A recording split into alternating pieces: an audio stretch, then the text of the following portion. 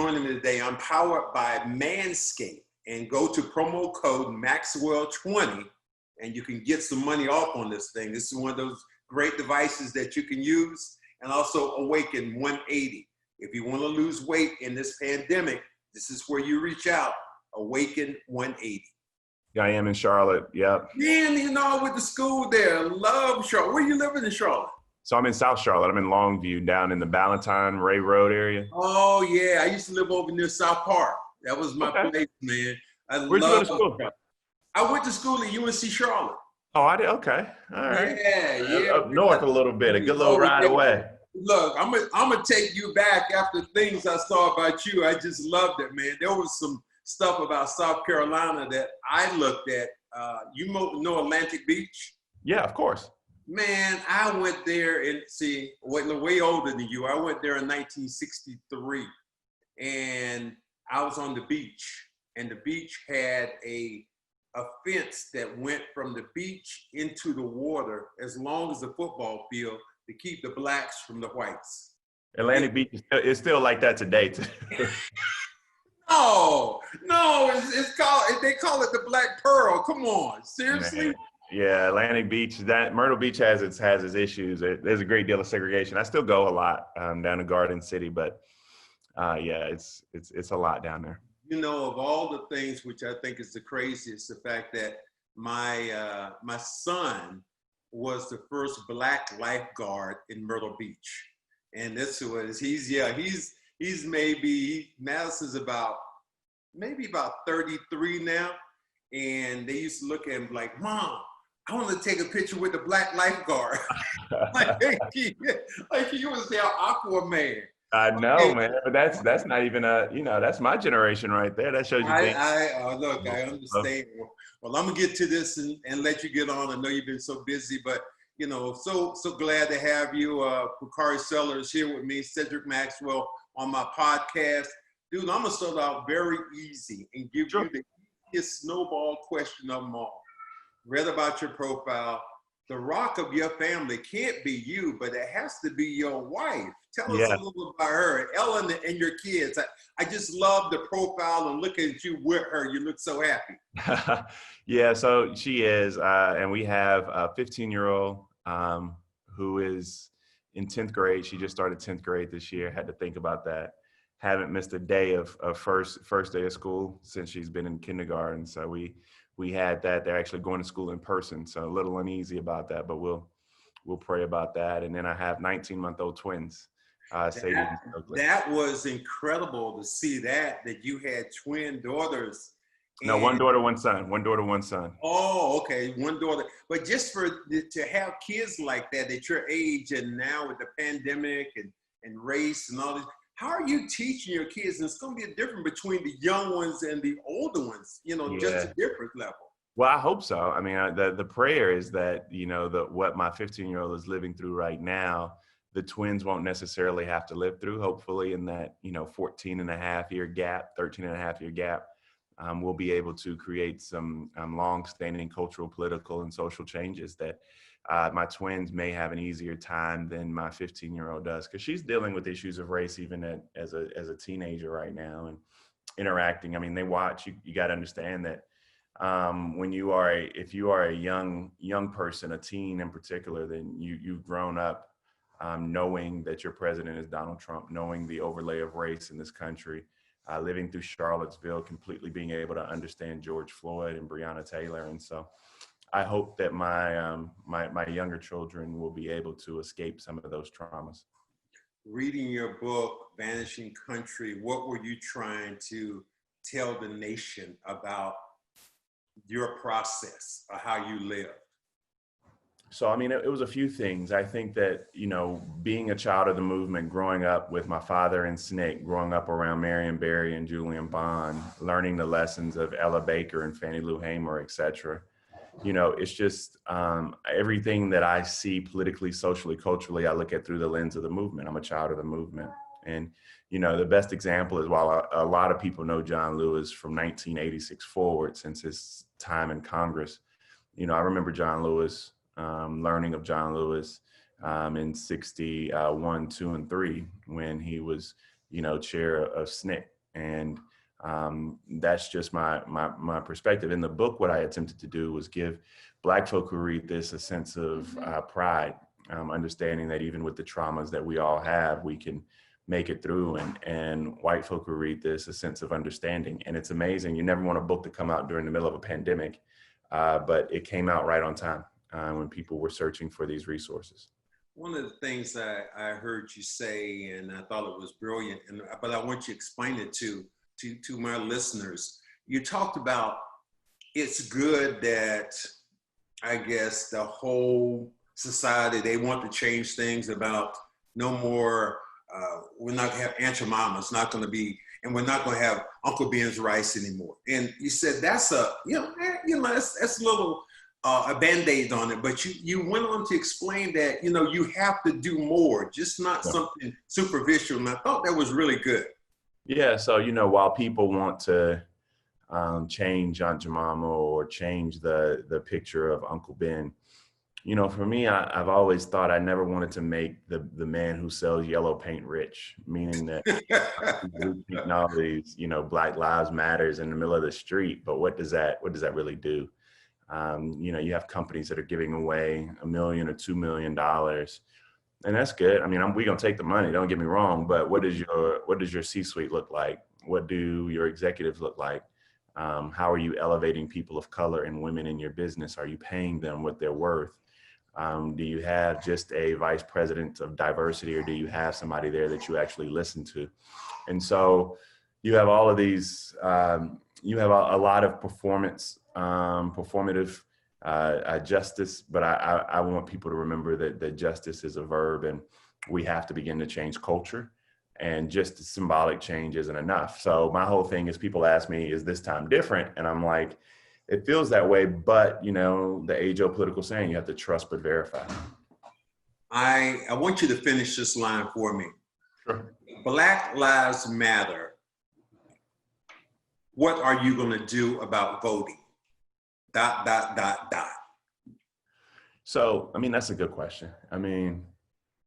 The ... is you vote like your life depends on it. There was once a famous man in this country who said, what do you have to lose? All right. Speaking of Black folk. And I think that we're seeing what we have to lose, whether or not it's the pandemic, which is taking away any semblance of wealth we've had in our communities, or the fact that, Black and brown people are dying at higher rates, whether or not it's just the fractured systems of oppression that we have in this country. We have a lot to lose. And so my ... is vote like your life depends on it, because it really does. 2020 has been the craziest year, not only for society, but also for sports. And, Kobe Bryant passes away this year. I thought that was going to be the roughest moment of the year. Yes. But you look at it and it just seems like it's just, everything has just kind of catapulted. And, with Donald Trump, George Floyd, 8 minutes and 46 seconds will go down like forever. We will think about that like forever, like 9/11. Those will be numbers. In your perspective, how do you really look at this year? It's been so crazy. Well, I refuse to walk down this path with you, because this year ain't over yet. So I don't know what is on the other side. Don't have me out here saying it ain't gonna get no worse, because then it can. I just saw a note this morning from NASA, this true story. The day before the election, November 2nd, an asteroid is supposed to barely miss the Earth. So I'm telling you, that means early vote. That's what that means to me. So I don't know, man. I remember when Kobe passed away, I was in the airport. I'm in a chat group with four other awesome individuals. And he sent me a link from TMZ. And I just didn't want to believe it. And I was flying to DC to do a special that night on CNN. And we ended up canceling the special because of the news around Kobe Bryant. And just to watch the strength of his wife over this time, losing not just Kobe but Gigi, but watching Vanessa's strength, it's just been something that, I think I would probably fall apart. But just watching her strength has been something that's admirable. And we miss Kobe, especially during this time. I think we're about to roll up on 8/24, which is going to be a national, a citywide holiday in LA. And, you know, probably not arguably, the second best shooting guard to ever play the game, top 10 player to ever play the game. Well, you know, and there's one of the things where I thought was something else. Little Birdie tells me that, you know, you are a big football fan. You talked about how you wanted to do tailgating I think it was at the Gamecocks for South Carolina. And you got to be missing that. I mean, I think, and you know, when people ask, you know, do elections matter, right? Yeah, I mean, we're not even having. The SEC apparently is going to try to play this year, but that's what I do on Saturdays. I love watching my Gamecocks play. The last 3 years has been a lot of tragedy on Saturdays with Will Muschamp. But yeah, you know, tailgating, enjoying going in, hearing 90,000 people. We won't even be able to be in the stands this year. You won't even be able to tailgate like that. So it's just it's a tough go. But yeah, I'm a huge sports fan. Basketball, baseball, football, soccer, watch it all. I'm glad you opened that up then. If that's the case, I always ask some of my guests a great question, and I love to put it to you. And you can't be wrong with this. Give me your Mount Rushmore of sports. Of sports or of sports. This is Bakari Sellers' Mount Rushmore of sports. In your backyard, you're building that Mount Rushmore, and you got 4 slots. Well, with four slots, you got to have Muhammad Ali. I think that's a universal slot. I think that, you know, Jackie Robinson or Hank Aaron. Okay, you got one. It's one or the other. It can't be Jackie Robinson, or you can have both of them. But then you'll have one slot left. Yeah, no, I'll do Hank Aaron. I love the work that Hank's still doing today. I know Jackie's daughter really well, so she'll probably be mad at me about that. But let's see, and then I would say Serena Williams. You took one of mine, so that's unbelievable. You're the first person that took one of mine. And probably Pele. Wow. I mean, I was thinking about Jim Brown. He didn't play long enough.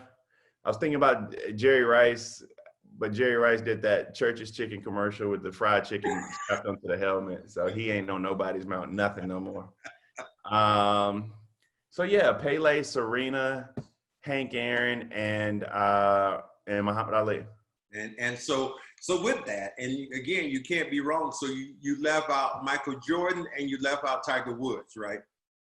So Tiger is right number 5. Tiger. If we had another slot, Tiger would be on it. Michael Jordan is not even the greatest basketball player to ever play the game. Wow. Okay, give me your best basketball player ever play the game. So my 2, I actually put Jordan at maybe 2, maybe 3, but LeBron James and Kareem are right there. Wow, you know that's kind of new age. You're really new age, because so many people right now are going to be throwing shit in my camera, because they was like, "Oh, he said what, LeBron?" And this is what I really believe about LeBron, and I think that he, to a point, this is the point I make about him. He's the GOAT to me because of what he's done socially for Black people and people of color. He's taken on a whole line that Michael Jordan didn't take on. Now, it wasn't Michael's fault, but he still didn't take it on. And LeBron has taken on every mantle possible. Yeah, so Mike is actually doing that now. Like his post-playing career, he's actually stepping up to the plate in and around the Charlotte area, doing stuff that people don't even know about. But one of the reasons, and people talk about championships, I remind folk all the time that it's not an individual sport, and y'all can't even.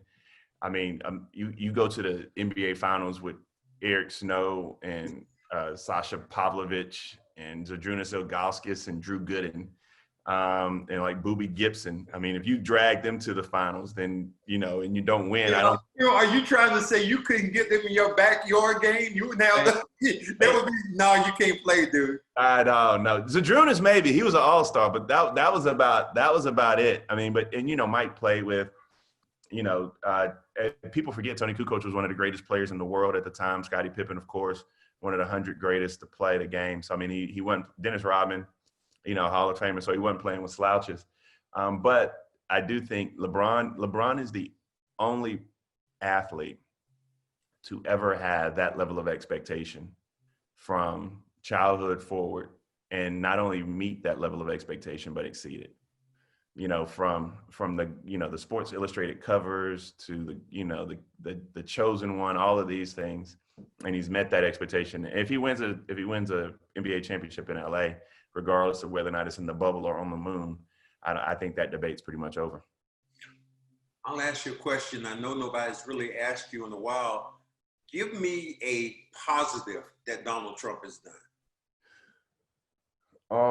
I think he's taken some admirable steps around criminal justice. You know, I think that he probably regrets that now and had to be pulled there, but nonetheless, I think he's taken some admirable steps with the First Steps Act. It truly was a first step. It was nowhere near big enough or bold enough, but you know, I think that, you know, I look forward to, you know, Biden and Harris being able to, you know, complete that task.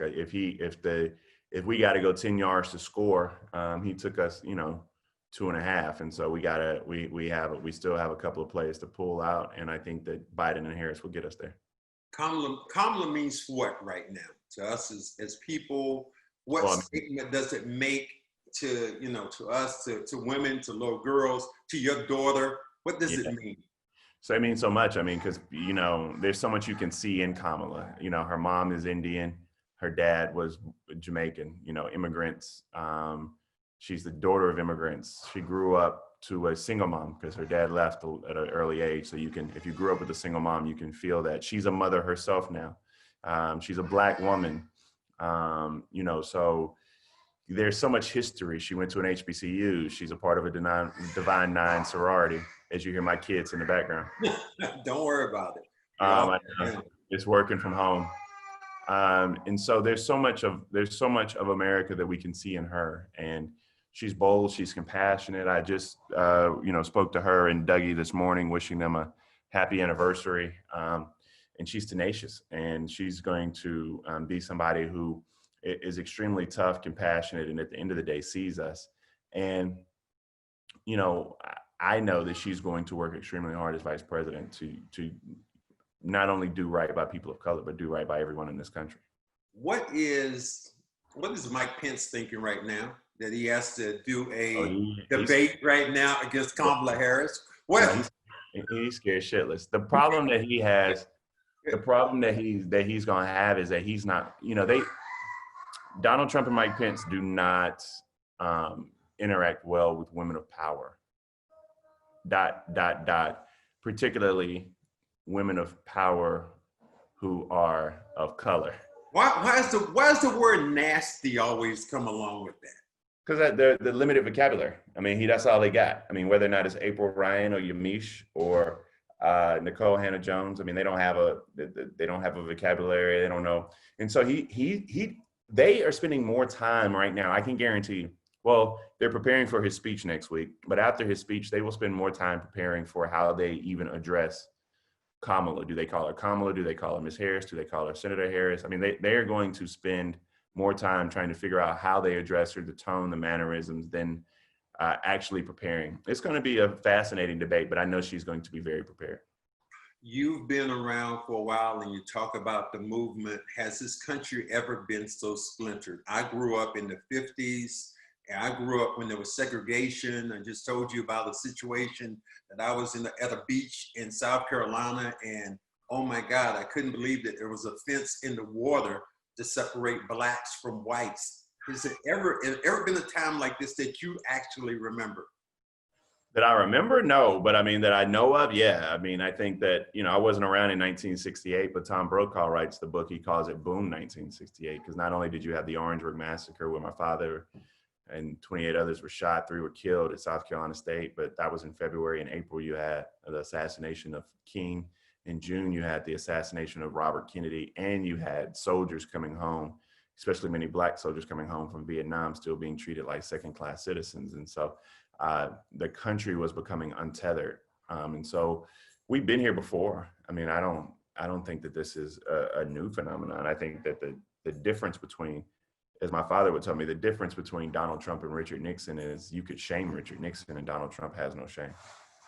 What I hear from you too is just really the roots of your father, though, of just such a strong Black man that raised you and all the things that you learned from him. And I'm sure you're passing it down to your kids. That must be a great legacy. Well, yeah, I mean, but being a parent and being a father is a, you know, as you know, is a daily thing, man. I don't know if I'm getting it right. I guess you figure the thing out later. I just try to not mess up, let them know that I love them, and try to lead by example, because I don't know what else I'm doing. So, being a husband and a father are your 2 most important jobs. I truly believe that. And they're also, especially the husband part, also is another full-time job yourself with minimum pay. I'm gonna have to speak to somebody about my labor rights in this marriage. I watched you, and you're so big on CNN. Have they ever had you on the other network, Fox, doing anything? No. So or are they afraid to have you on? Because I would love to see you with Tucker Carlson. I would love to put you 2 guys in a cage match. Yeah, no, Tucker's a little fella. So I signed to CNN in 2015, and right before that, I did a lot of MSNBC, a lot of Morning Joe, a lot of it wasn't AM Joy at the time. It was I can't recall my friend's name on Saturday mornings. But then I got signed to CNN. But during that time, I also refused to do Fox. I did like and was friends with Eric Bolling, who's no longer there. But I just, Rush Limbaugh would try to have, not Rush, Bill O'Reilly would try to have me on, and I just refused. Because I mean, I don't see the necessity or have the bandwidth to go up and have to reaffirm my identity and start from that point with folk, and try to have somebody yell at me about my existence and about what it means for me to be Black in this country. So I just, instead of waste my time, move on where I can have a more fulfilling conversation that viewers can get more from. I've seen you get irritated with Donald Trump, things he said, mad, but I've also seen you even get madder when it was a gentleman you were working with. His name was Paris. It was like, there were times like you wanted to just grab this guy and just shake the life out of him. Well, Paris, if Paris called me today and was like, let's go get a beer, I'll go get a beer with Paris. Like Paris was frustrating because he was, and I don't mean to sound condescending, but he knew better, right? You know how it's just people who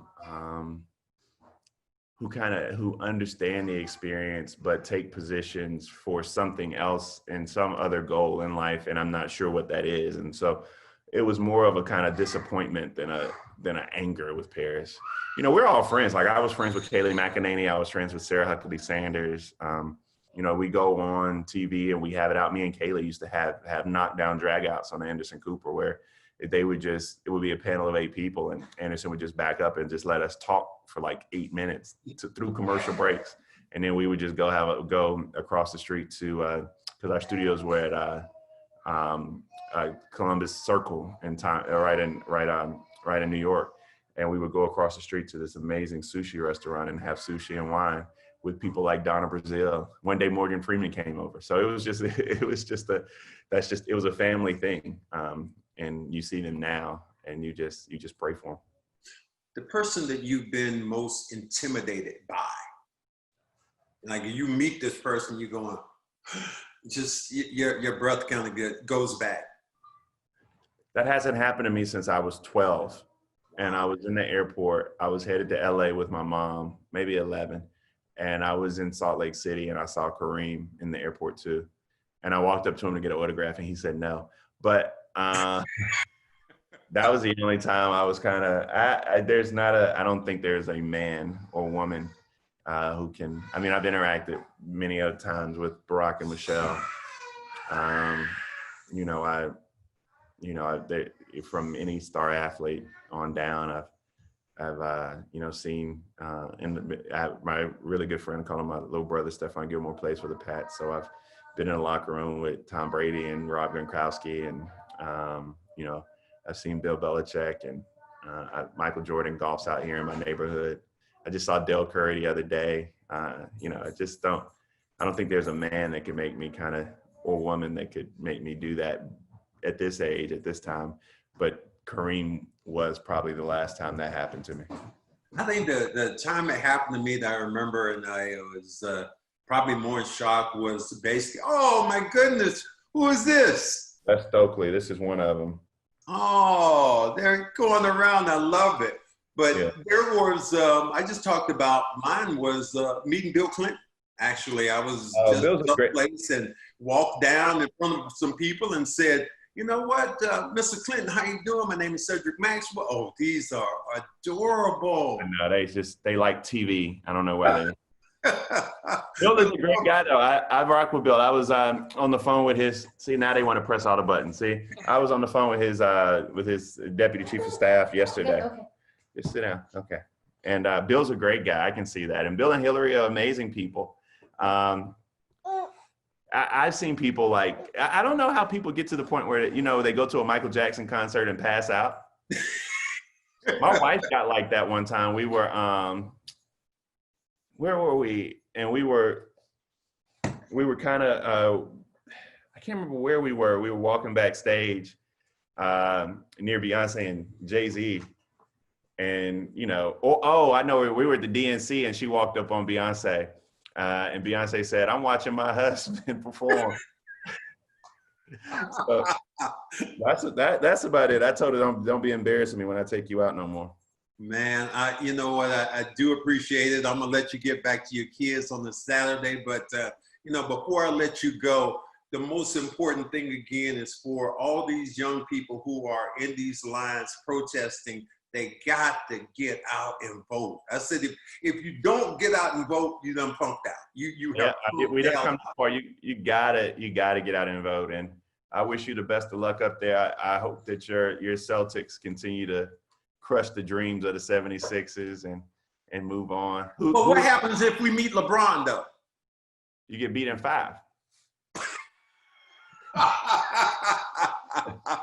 Oh, well, I don't know. I'm partial because I love Duke, and that Tatum kid is going to be one of the best players the league's seen. And you got a stone cold killer. I don't know how y'all got Kemba Walker, but Kemba Walker is a stone cold killer. You're just missing something. I don't, maybe a healthy Gordon Hayward or something. I don't know what it is, but you'll get there. Well, thank you very much. Appreciate it. Kiss the babies for me. Tell your wife thank you for your time on Saturday. Thank you again for joining the Cedric Maxwell podcast. Thank you, man. Have a great day, Mr. MVP. All right now. Take it easy. Bye.